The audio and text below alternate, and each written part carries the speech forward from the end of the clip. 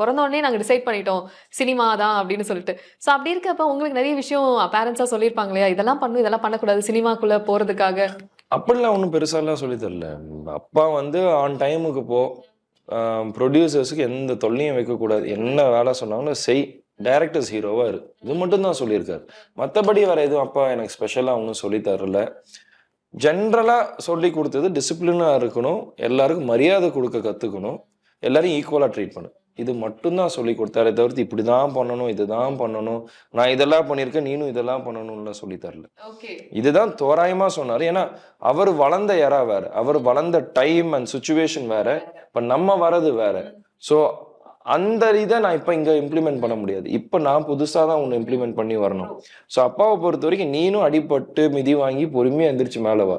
You learn your own lessons. You build from that. அதுதான் அவரு சொன்னது. எஸ்.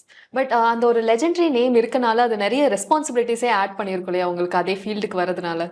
கண்டிப்பாக இருக்கும். ரெஸ்பான்சிபிலிட்டி இல்லாமல்லாம் இல்ல. இப்ப அதே ஃபீல்டுன்ட்டு இல்ல. இப்ப இதே பேரை வச்சு நான் எந்த ஃபீல்டுக்கு போனாலும் அந்த ரெஸ்பான்சிபிலிட்டி ரெஸ்பான்சிபிலிட்டி இருக்கும். இருக்கும். எஸ். இப்ப நான் வந்து நான் வெளியே என் ஓன் பிசினஸ் போனாலும் என்னப்பா நீ விஜயகாந்த் பையன்ற இது கூட பண்ண மாட்டியா?